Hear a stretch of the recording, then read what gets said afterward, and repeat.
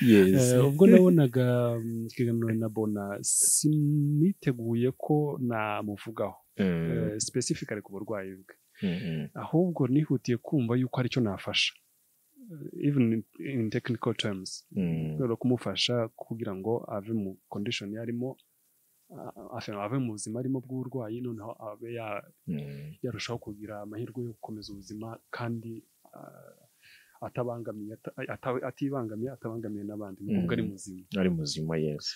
Gufata ibiyobyabwenge bituma ubwonko bunyunyuka, nicyo gituma na public twumve hari abantu bafite uburyo, bafite amafaranga, bafite abahereza abana kwiga rwose bakiga, ariko abana ugasanga bayibutse ibiyobyabwenge.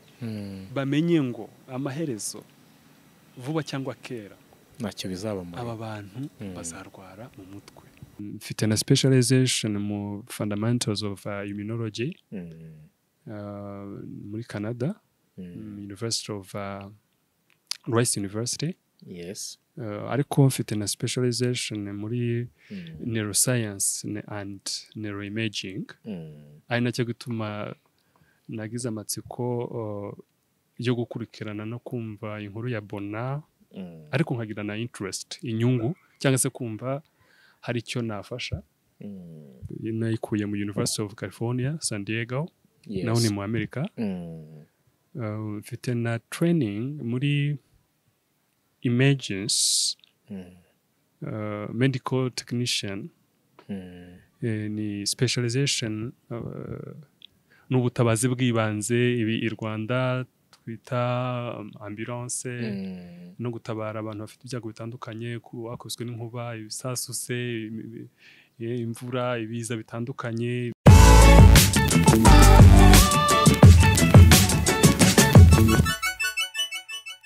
Yes, tubasuhuze kandi tubahe ikaze mu biganiro bitandukanye bya buri munsi tubategurira hano kuri Iris TV, ndetse tunabashimira mwese muduha ibitekerezo ku nkuru ziba zigiye zitandukanye tuba twabateguriye. Ikaze abantu bari mu Rwanda, mu bice bitandukanye by'u Rwanda byose aho biva bikagera, n'abari muri za diaspora zitandukanye mudukurikira, mudukunda.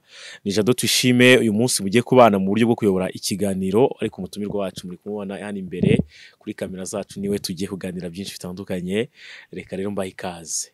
Reka mbere byose, mbere yuko tuza kugenda tuganira ibintu ingingo ku yindi, reka mbanze mwakire. Muraho neza?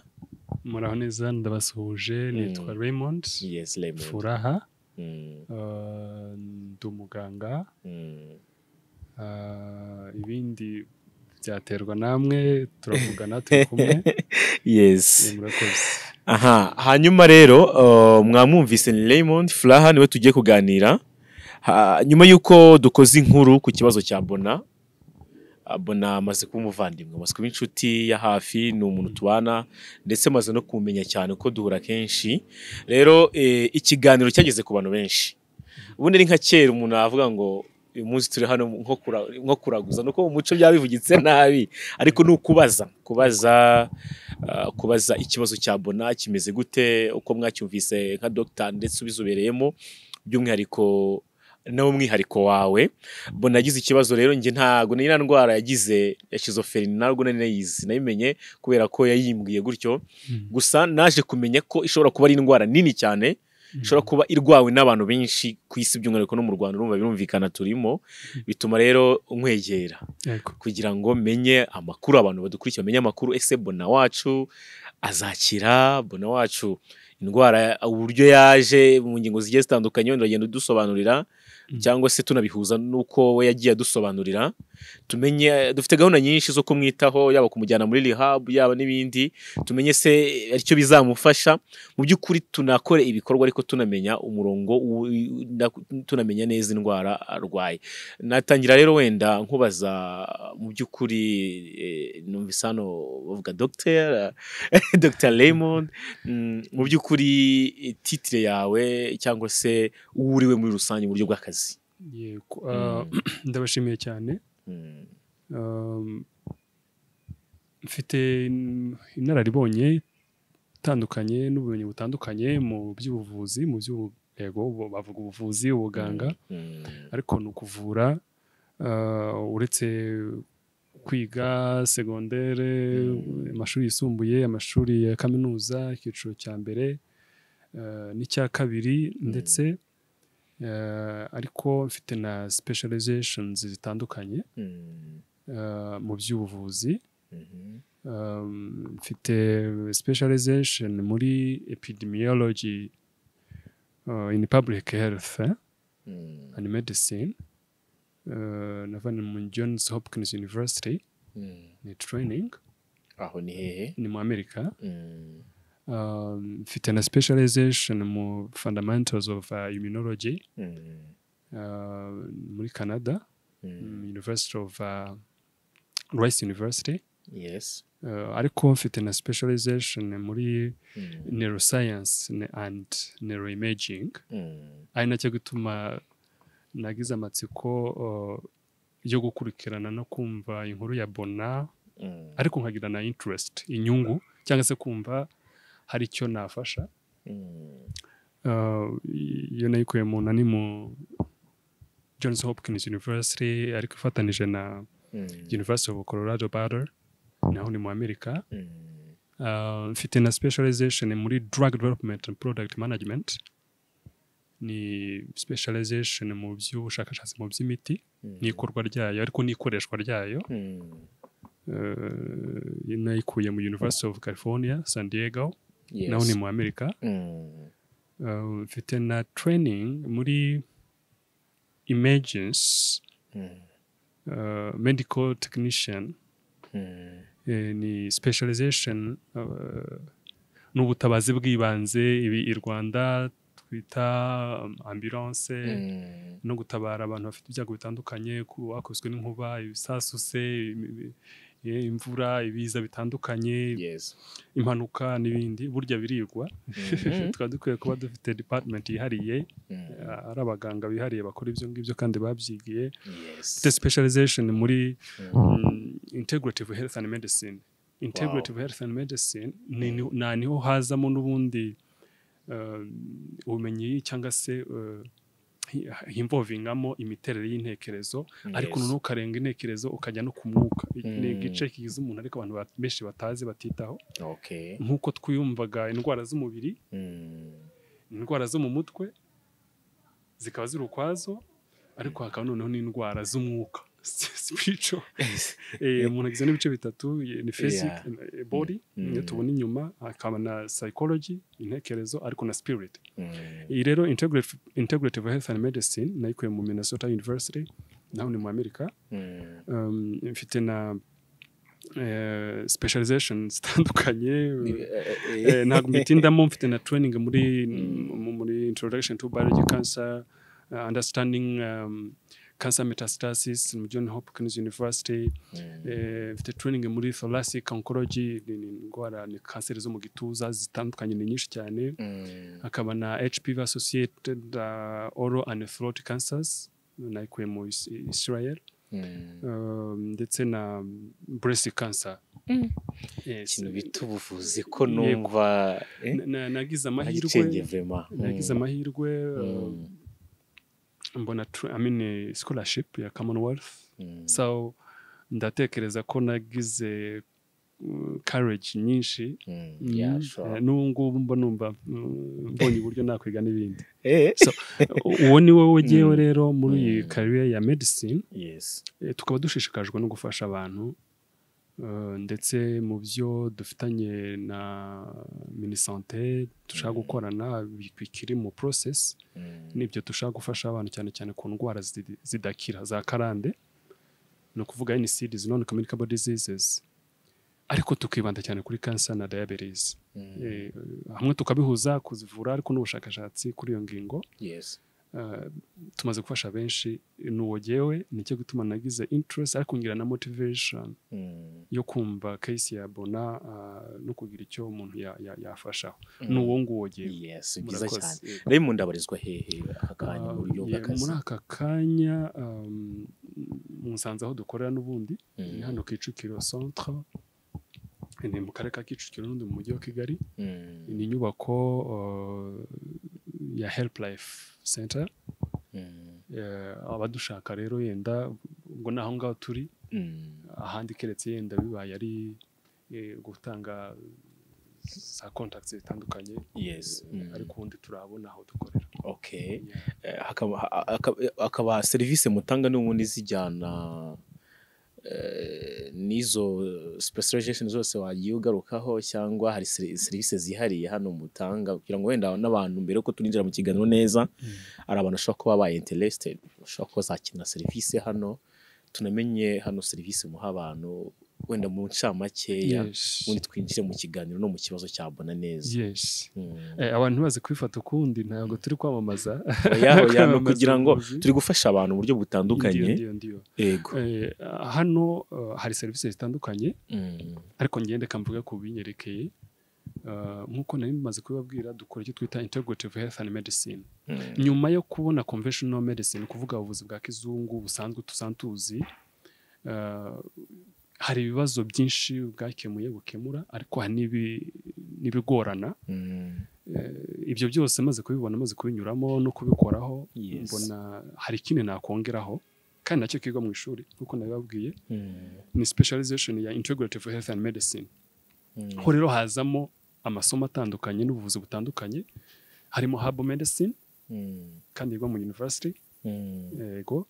Akamwe ibyo twita guided imagery, hakazamo mindfulness, ariko hakazamo na aromatherapy, icyo twakwita essential oils. Ni imiti itegurwa bitewe na procedures zitandukanye n'uburyo butandukanye, ariko igafasha, ikaza yunganira conventional medicine. Yewe ishobora no kuyisimbura in some cases, cyane cyane nko ku ndwara zimwe zikomeye nka cancers, diabetes. Tumaze kubona yuko bishoboka yuko abantu bashobora gukoresha imiti begereye ya hafi iteguwe neza kandi bagakira indwara n'utwasantu ziko zidakira. Yego. Ubwo niyo miti namwe mukoresha? Niyo miti dukoresha, ariko nkuko nababwiye tureba umuntu, ntago tuvura indwara. Biraza kubasetsa cyangwa kubatanga kubatangaza. Yes, uvuze neza. Ikiduhangayikisha cya mbere twebwe, muvura ikibimutera ntabwo mwice gitera. Sorry, cause of the causes of disease. Okay. Ni impamvu yateye indwara, icyateye indwara.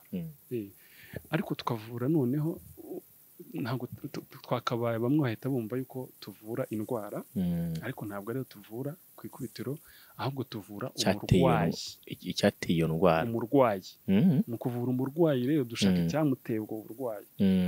Ariko nimvuga kuvura umurwayi, ni bya bice bitatu twitaho byose: body, spirit and psychology and spirit. Okay. Niho hazamo na counseling. Yes. Psychological counseling, spiritual counseling. Kuko nkuko yenda kiretse ari kindi kiganiro, ariko icyo igice gikomeye cyane bita spirit abantu benshi batitaho cyangwa batazi, gifite uruhare rukomeye cyane mu mibereho y'umuntu, birumvikana niyo arwaye no kumuvura.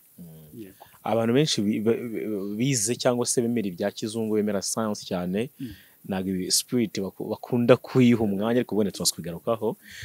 Nyemerera tugaruke by'umwihariko ku kibazo cya Bona, ku burwayi bwe schizophrenie. Sinzura terme technique z'ubuganga ziba zigoye, sinzi niba ndi kubivuga neza. Ariko nicyo cyatuzindiye hanini. Hanyuma Bona, wowe umaze kumubona mu kiganiro twakoranye ushize, kumva uburyo aganira, kumva imitekerereze, wamufashe gute? Wabonye ari umuntu uri kuri ihe level y'uburwayi, nubwo wenda mutaraganira in deep ngo tumuzane hano, ariko uko wamubonye mu buryo yaganiraga? Yego. Bwa mbere nka muganga, aricyo twita ibanga rya kiganga, deontologie médicale. Harimo no kubika ibanga rero ry'umurwayi.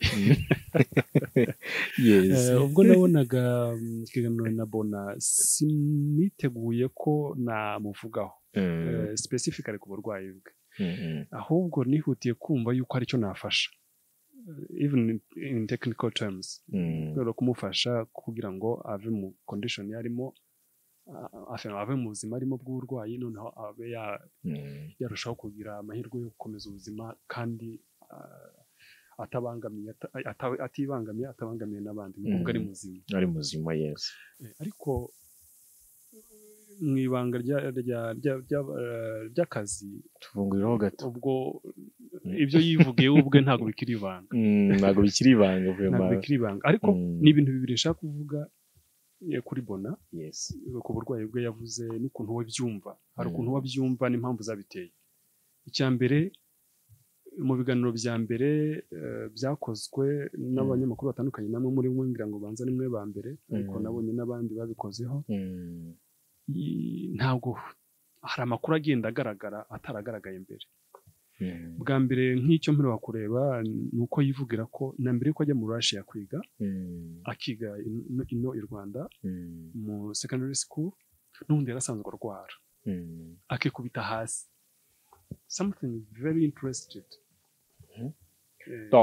mbere yarasanzwe afata wenda inzoga uko twaganiriye ambwira ariko ibyo kwikubita hasi byaje no gukomera wenda uburwayi bumaze kugera ku yindi level bumaze no gutahurwa icyo nzirikana gusa nuko yivugiye na mbere yuko ajya mu Russia yikubitaga hasi ndetse yavuze ko kuva groupe scolaire Butare naho yari arwaye aza kwiga Sainte Famille sinibuka ishuri ryari ryo ariko byari bitewe nuko n'ubundi akabazo kari kumaze kumugaragaraho rero indwara zo kwikubita hasi mu Gifaransa ni syncope zo ni na nyinshi bamwe bahita bumva igicuri mu Kinyarwanda indwara yo kwikubita hasi bayita igicuri ariko ntabwo ari igicuri atwara hashobora kuba izindi ndwara zitari epilepsy zishobora gutuma umuntu yikubita hasi icya kabiri wavuga nk'impamvu namwe umuntu muvuze ni inzoga n'itabi wengera n'itabi yego ntabwo adusobanura itabi ryari ryo niba ari ibikamba niba ari isigara niba ari wenda mu byo ikindi kiganiro twagiranye ni isigara okay fine ariko nkuko twavuze yuko twita ku mpamvu yateye uburwayi cyangwa ikibazo cy'umuntu ni byiza kureba no mu buzima busanzwe Bona niwe wenyine wanyoye inzoga kandi n'inzoga ntabwo ariko biri sinawe wenyine unywa inzoga n'itabi yewe hari n'abanywa itabi rikomeye twita itabi ariko ubundi ni ibiyobyabwenge buriya n'itabi risanzwe ni ikiyobyabwenge izo sigara turi kuvuga nayo ni ikiyobyabwenge kuko n'ubundi iyo bagiye abakora mu nganda bandikaho ngo itabi ririca ni ikibazo gikomeye ukari mubibona ariko se wenyine hari n'abanywa ibikomeye rwose ariko ugasanga barakomeye none se why Bona icyo nicyo kiduhangayikisha twebwe ni nacyo kitateye nibaza uwe arivugira kandi ni experience ko atekereza ko ari ibyabiteye ati no mu Russia barapimye rwose bandika ko hari ibyo alcohol iri teneur iri hejuru fine ariko ntabwo bivana ko yasinze afite akabazo ariko iranirwa rero nkiri aho ngaho rero ni ibintu bisanzwe ko nk'indwara abaganga bemeje ko yaba ari schizophrenie cyo kiri ku ruhande ariko nababwiye ko hashobora kuba hari izindi ndwara zatumaga yikubita hasi kuko mu ndwara zituma yikubita hasi schizophrenie ntabwo ibonekamo cyane ntabwo aricyo kimenyetso tuzi cyane kuri schizophrenie ubwo rero uretse schizophrenie ashobora kuba n'ubundi burwayi yari afite cyangwa anafite n'ubu tutaramenya ariko niba ari schizophrenie ubwayo ni ibintu bisanzwe ko nanjye nawe n'undi ashobora kuba afite n'ubwo burwayi atabizi impamvu ni iyi ni uko ubushakashatsi bwagaragaye ejo bundi 2018 bugaragaza ko nibura umuntu umwe mu bantu 100 ku isi afite indwara ya schizophrenie ni benshi cyane ubwo tugiye mu statistics mu mibare i Rwanda turi miliyoni zigera muri 13 niba zitanarenga byazi ziri hafi abantu bagabanye bumve noneho abantu bakora imibare bumve dushobora kuba dufite ibihumbi birenga 120 abantu 120 bafite iyo ndwara yego bafite iyo ndwara ya schizophrenie gusa schizophrenie ni imwe mu ndwara zo mu mutwe ubwo nankundire tuyinjiremo neza abantu bayisobanukirwe kuko abantu benshi hano hanze bafata za alcohol abatangiye kugira ubwo bati wenda nanjye ibiranzatira ubwo no twinjira muri schizophrenie ni indwara ki iri mu bice bimeze gute umuntu yayirinda gute ishobora guteza ibibazo bingana gute ese irakira byose tujyanire muri uwo murongo. Schizophrenie itangira mu ngimbi n'abangavu mu butoya nuko tutabyitaho mu Afurika mu Rwanda by'umwihariko, ariko ubundi yaba dufite abaganga n'abantu bakurikirana ubuzima muri society mu muryango mugari w'abantu babona neza yuko hari ibimenyetso, noneho umuntu akaba yakurikiranwa hakiri kare. Kunze gufata abana bato, abasore b'ingimbi n'abangavu, ariko cyane n'abakuze, ariko nakanabyita nk'ibikwerere. Abagabo imyaka 30 mbese mu myaka y'urubyiruko nibo benshi. Waruvuze tureti umuntu yayirinda ati duhere noneho ubundi iterwa n'iki mu buryo bwagutse niho nangiye guhera mu kuyirinda. Ni byiza no kumenya niki kiyitera. Yes. Ariko ubundi ni icyo twita ni imwe muri neurobiologic disorder. Ni indwara yo mu mubiri yego, ariko ifata cyane imyakura. Imyakura cyo nakwita imyakura nerves iri involving cyangwa se igiramo uruhare imiterere y'umubiri wanjye wawe, ariko cyane cyane imyakura. Ariko mu mpamvu zishobora kuyitera ni nyinshi cyane, ariko iz'ingenzi reka tuzivugeho. Ni uruhurirane rw'izi mpamvu ziri environmental, biologic, psychological, cultural and genetic factors. Even genetic? Yes. Genetic can be sown mu Kinyarwanda ni kamere karemano kawe, akarema buzima kawe, akarema buzima kanje, intanga ya mama n'iya data bihura mu kuremwa kwanjye hashobora kubaho impanuka cyo twita accident, genetic accident. Noneho hakaboneka physiological errors, imiremerwe, amakosa mu miremerwe yanjye. Ibyo rero bishobora gutuma cyane cyane bigeze ku gice cy'ubwonko, nervous system, no kuvuga ubwonko mu mutwe n'ubwonko bwo mu mugongo. Abantu benshi ntabwo babizi ko mu mugongo aba mu bwonko. Yego. Byo ndarizi nanjye. Mu mugongo burya umusokoro mu mugongo n'ubwonko by'umwihariko, ariko ugahereza n'imyakura itandukanye, ama nerves atandukanye, ari tuma tugaragara tubu nk'abantu. Rero igihe miremerwe itameze neza, umuntu ashobora kurwara indwara ya schizophrenie ikagenda ikura buhoro buhoro. Ariko hano na psychological, umuntu uhorana umuhangayiko, stress, depression, agahinda gakabije, n'izindi mpamvu zo zatuma imbamutima zawe zihindagurika, uburakari, ukashobora kugira melancholia, uburakari utabasha gukontorora cyangwa se kugenzura. Ibyo byose bishobora guhindura amarangamutima, bishobora kuzagira ku rwego rw'uko urwara schizophrenie. Nkivuga kuri aka kantu maze iminsi ndi kubibwira abantu banjye bamwe, nimba z'abantu banjye harimo n'abakiriya banjye nakira, kuko hari abafite iyo case nkurikirana bafite n'ibyemenyetso. Abantu benshi ikintu batazi dukwiye kuba dukora cyane mu Rwanda, nubwo nyine bigoye ko nyine dushobora kuba dufite ibikomere natwe twese. Ni icyo twita crise d'affection cyangwa se affective crisis. Umuntu akeneye gukundwa, kwitabwaho. Ari nacyo sindi ku blaming Bona cyangwa ababyeyi be cyangwa se famille ko simbazi, ariko ndibwira ko nabo babizi nkurikije urugero rwabo bagezeho rwo kwiga rw'ubumenyi, babyumva tubasabye yuko, tubabwiye yuko badufasha mu gukurikirana ubuzima bwa Bona, even psychologically, ndavuga mu mitekerereze, muri emotions ziwe, kuko bifite uruhare.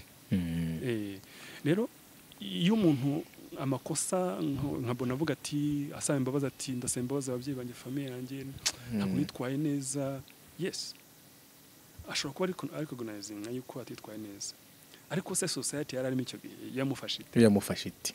Niba yaramujugunye niba yaramujugunye nta kundi yari kwibona nyine, naho yari kwibona nyine muri bya bindi turi kubona ubu ngubu. Ariko directly ahita ajya mu Russia, warivugira ati nta muntu witaya ku wundi, kandi ibyo ni ukuri. Ibira bihugu tuhora twirukiramo, abantu benshi bifuza kujyayo, ushobora guhita unikira umusazi. Abantu benshi bashobora guhinduka abasazi. Ko ndibuka hari nani mfite buruse kujya kwiga mu Buhinde, has been 2008. Yes. 2008.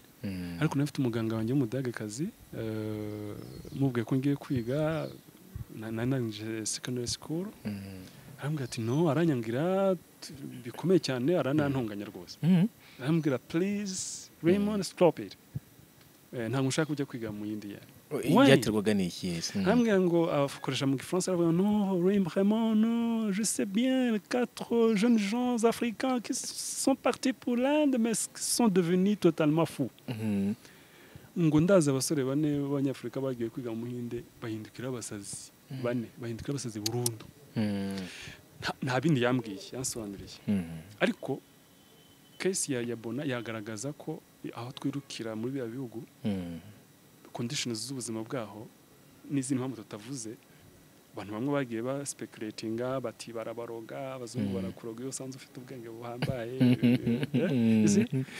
ariko na conditions z'ubuzima yes zishobora gutuma umurongo ya stress kiyongera ya depression kiyongera bigatuma umuntu arwara schizophrenia so mu mpamvu zitera rero harimo n'iziri environmental yes kuvuga tushobora kubona muri nature ahatuzengurutse hari viruses hari za viruses zishobora gutera schizophrenia yes virus ziturutse muri environment yego hari nka virus imwe n'amabacteria aturuka mu nyamaswa tworora mu ngo abantu benshi ntabwo barabizi yaba inka yaba inkoko yaba ariko by'umwihariko nk'injangwe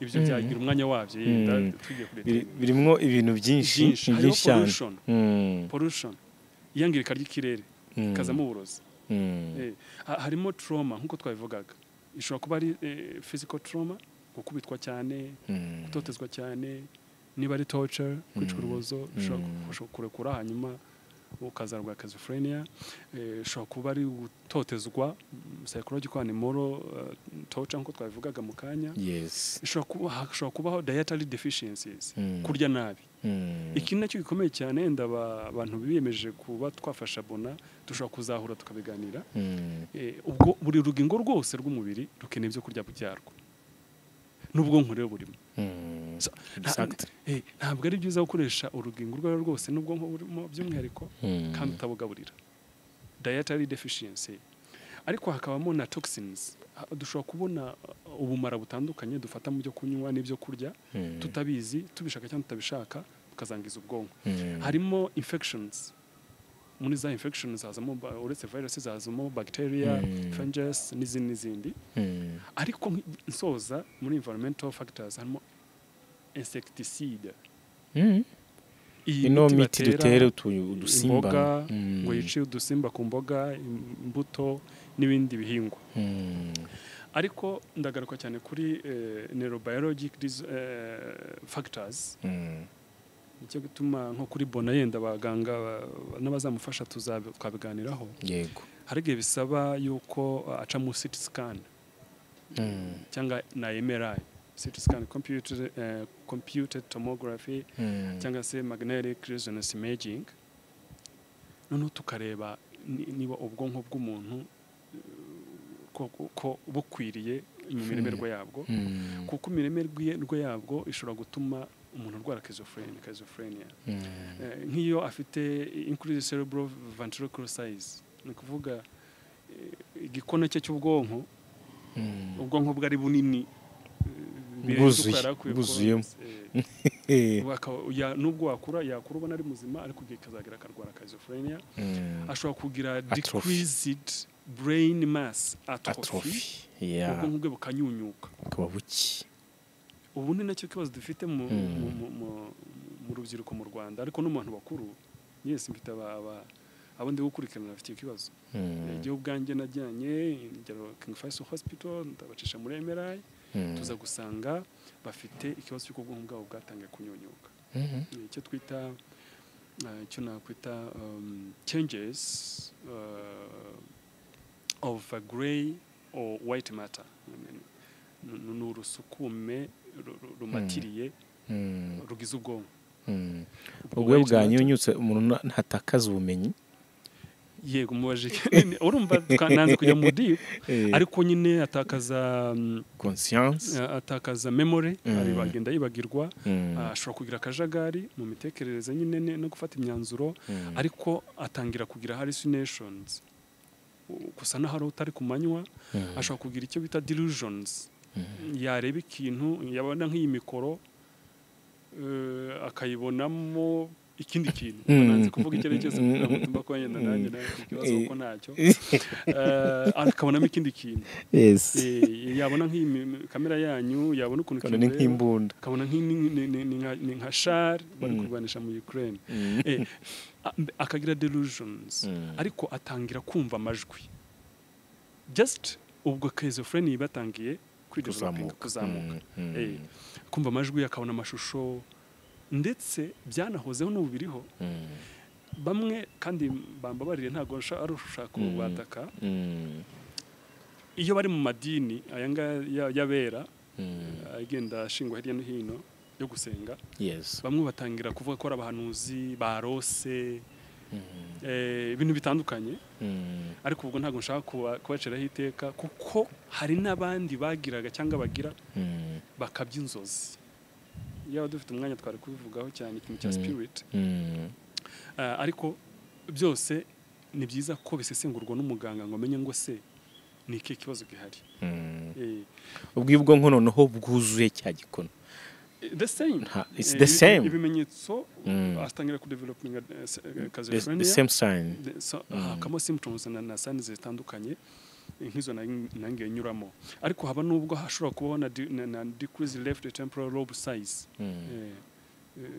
ni bice bitandukanye reka ndabaho nk'urugero Albert Einstein ari nayo case ishobora kuba ari ya Bona n'undi wese umeze nkawe sometimes mwene abantu bashobora kuba ari n'abajeni ariko nyine ubwonko bwe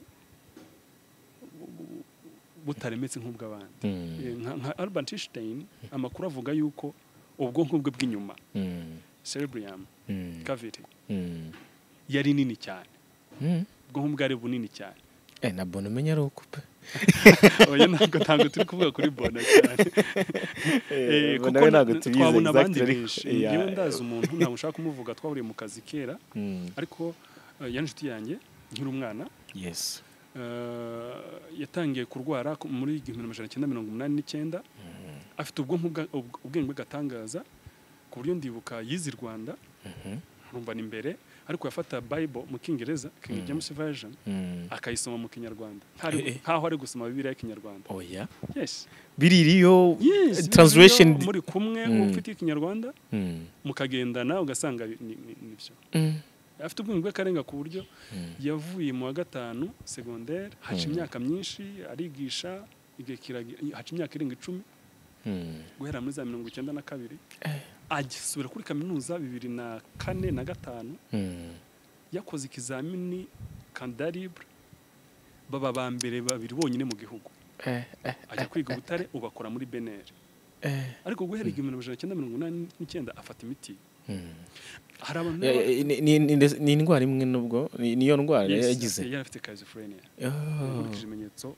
yari afite ubu nibwo misesengura nkasanga niyo rero abantu benshi b'abajeni ubwo nabyo nyine twakabaye tubivugaho yego iyo ukurikiranye ubuzima bwabo ushobora gusanga hari impamvu zitandukanye ku buryo bibaye akadeveloping schizophrenia ni byiza kwihutira kumenya ngo ese imiterere y'ubwonko bwe yemeze ite za neurobiologic factors twarebaga rero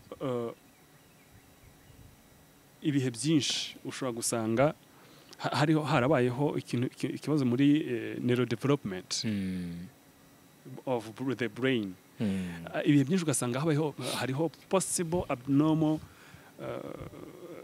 brain circuit maturation mu kuremeka k'umwana cyane cyane mu gihembwe cya kabiri atwiswe igihembwe cya kabiri umwana ari kuremwa mu nda hari igihe ubwonko bwe butaremeka neza perfectly nkuko byari bikwiye ubwo nanone uko byari bikwiye dushaka kwibaza ngo se bikwire ni ibihe harimo ibintu byinshi cyane ni matsiyeri nini ibyo rero mu kwirinda ibishobora kwirindwa byo byakwirindwa cyane cyane umubyeyi agomba kwitegura umwana kwitegura kubyara umwana biritegurwa akitegura ibyarya ibyanywa imyitwarire kudahungabana uko yiboneye, kwirinda agahinda gakabije n'ibindi, ibyo kurya, ibyo byose ni byiza kubyita kugira ngo umwana aremeke neza, yego, kana atavukana trauma, psychological trauma. Hari n'abana bavukana psychological trauma. Niba mama yarahangayitse ababaye exacte, ubwo nanjye nzabivukana. Byatuma wabihuza n'indi ndwara ukuntu umwana ashobora kuvuka asa nk'ufite ibi bibi, hari ukuntu umwana ajya avuka ugasanga umubiri we urerurutse agiye azana amabara, iriya ndwara bayita ngo iki, kuko usa n'ibintu by'umweru, uruhu rukangirika, psoriasis ni vitiligo, exactly, merci. Vitiligo ubwo nayo ishobora kuba niyo ni consequence ya trauma uko biri kose, ni physiological error, ni genetic, kuruta uko yaba ari impamvu iturutse hanze umuntu yaravutse, no kuvuga niko mu miremerwe harimo gakosa. One ushobora kuba ari ubwonko bwe, kuko ni ikibazo cya melanine. Melanine ni irangi rituma duhinduka tuba birabura, ya misemburo, kandi ikorwa n'agace k'ubwonko bita glande pineale. Iyo rero kadafite ikibazo mu miremerwe n'imikorere yako, haba n'ubwo umubiri w'ubwawo utabasha kwabsorbinga, kustoringa no gukoresha ya melanine, kuko ni ikibazo cy'uruhu cyane cyane, niho bigaragara cyane. Ariko ugasanga tureba impamvu nyinshi, cyane cyane twita kuri discipline yiwe, hate, urwagashya, apana impindura, bamwe bazabyitiranya mu Kinyarwanda. Impindura ni pancreas, hanyuma urwagashya ni hate cyangwa se discipline. Rero twabanza kureba imiterere y'ubwonko, niba glande pineale, niba melanine ibasha kuba produce ishobora iboneka, tukareba yigeze mu mubiri, discipline yigira uruhare kugira ngo ikoreshwe neza mu ruhu, noneho umuntu tumone yirabura cyangwa se arowera. Icyo gituma ubwo ntabwo mwambarije kuba umuntu yirabura ariko akabyara umwana wa nyamweru hose. Yes, zira ni physiological errors cyangwa se za genetic accidents ziboneka mu miremerwe y'umuntu. Dufite akazi kenshi ndumva zaganye ngaruka kenshi hano. Hanyuma noneho twinjire dukomeje ku ndwara yacu yatuzinduye.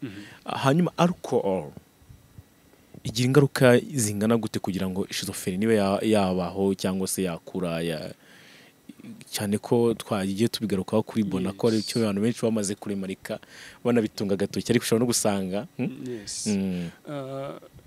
nabivuze yuko kuba Bona cyangwa undi muntu wese yafata alcohol nubwo aba nyinshi, ntabwo ariyo factor ya mbere yatuma umuntu arwara schizophrenia.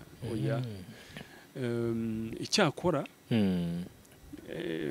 alcohol nka ethanol, nubwo ya methanol nyinshi mu mubiri irawangiza cyane cyane ubwonko.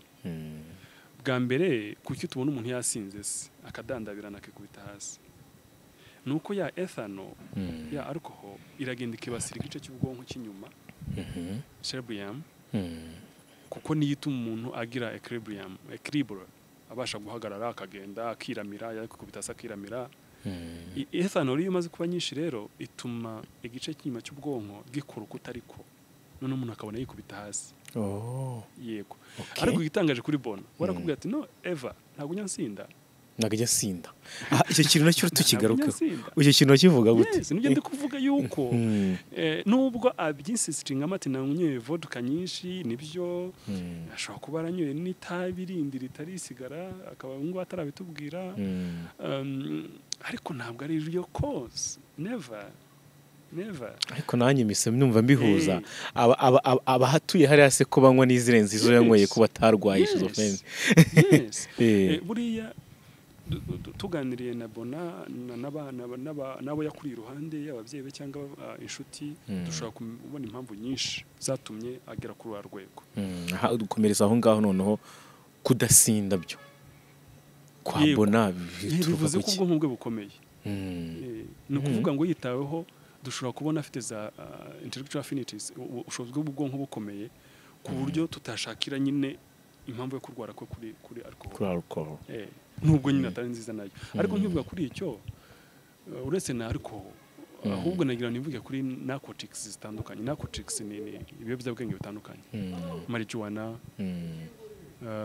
za cocaine, opium zitandukanye. Ibyo bintu by'umwihariko marijuana ubwo narebaga impamvu zishobora gutera schizophrenia cyangwa se na atrophy cerebrale, kuvuga ubwonko bukanyunyuka, ya white matter gray matter kagabanuka, harimo marijuana. Gufata ibiyobyabwenge bituma ubwonko bunyunyuka. Nicyo gituma na public twumve, hari abantu bafite uburyo, bafite amafaranga, bafite bahiraza abana kwiga rwose bakiga, ariko abana ugasanga bayibutse ibiyobyabwenge. Bamenye ngo amaherezo vuba cyangwa kera ntacyo bizaba muri aba bantu bazarwara mu mutwe. Sosiyete ikwiye kuba yiteguye rwose gufasha aba bantu. Ni nacyo gituma ahari nifuje kugira icyo ndabivugaho, no kugira ngo sosiyete ye kurebera bino bintu. Twabonye ko 1% muri twebwe ku isi yose abarwaye, none twongeramo n'izo factors zindi twavuze nyinshi cyane, harimo na insecticides cyangwa pollution cyangwa toxins zitandukanye, ariko noneho umuntu agiye kongeramo n'ibiyobyabwenge ubwe yihitiyemo. Uwo bana benshi bamaze guta umurongo, ndabazi baba kandi usanga afite figures zikomeye. Ni urugamba rukomeye, sindabizi ko bizaba yaba polisi, yaba na RIB, yaba n'ubuyobozi bwite bwa leta, yaba natwe abaganga n'abandi bose bafite mu ruhare kugira ngo turebe niba byagabanyuka. Yes. Ariko nyine ni ikibazo usanga ku isi yose. No mu gisirikare usanga aba parakomanda parachutes, amakuru akubwira yuko batabasha kugenda ku migozi batabinyoye, ariko nari amakuru akubwira ko i Rwanda bashobora kuba byaragabanutse ku buryo bavuga bati no, ushobora gukora training mu gisirikare cyangwa ipolisi cyangwa se mu nzego z'umutekano, ariko bitabaye nko gufata ibiyobyabwenge. Okay. Yego. Yes. Yego, hanyuma ngira ngo abantu bitewe n'ikiganiro umaze kuduha kano kanya batangiye kwikuramo ibisubizo nabo ubwabo by'umurongo bahabona mu buryo bwo gukira, ariko noneho tugiye kwigusaba noneho aka kanya, kuko icyo cyana tuzinduha dufata umwanzuro. Hari gahunda twari turimo guteganya yo gushaka kuba twafata Bona akajya muri rehab akitabwaho kugira ngo alcohol igabanuke, ariko noneho hakaba hakomeza no kuba hakitabwaho no ku burwayi bwe by'umwihariko. Noneho ibibazo nka 3 nshaka ko dusorezaho. Icya mbere, schizophrenia irakira, twitegure ko Bona azakira, imiti azafata agakira cyangwa zabana nayo. Ese nibidakira wenda akabana nayo, yaba umuntu usanzwe agakora akazi akibeshaho bisanzwe wenda aretse alcohol. None nk'igisubiza nka doctor nk'umuganga wabikurikiranye hafi ubona kikwiye kubaho ni ikihe? Schizophrenia yakira bivanye n'impamvu yayiteye. Reka tuvuge dusanze ari psychological trauma, yaridinze cyangwa yatumye umuntu agira stress, bikava kuri stress akagira anxiety, akava kuri anxiety akagira depression.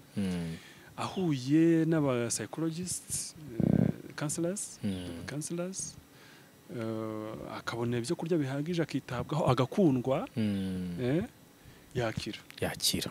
Ariko can you imagine dusanze ari ubwonko buremetse ukundi? Ntago byoroshye. Ndavuga buremetse ukundi bukaba bwaravutse ari buto cyangwa se ari bunini cyane. Ntago byoroshye, ariko birashoboka. Ariko it may just take time. Icyo nsoreza ahubwo gishoboka nanone, niba ubwonko bwe bwaragabanyutse mu size, bwaranyunyutse, akareka cyangwa impamvu ituma bunyunyuka ikavaho, bivuze ko yakira kandi agasura mu buzima busanzwe. Kubera ko nababwiye nungo mu mugenzi wanjye tuziranye ubu ngubu nyuma y'igihe kirekire n'umuhanga cyane akora muri PNL.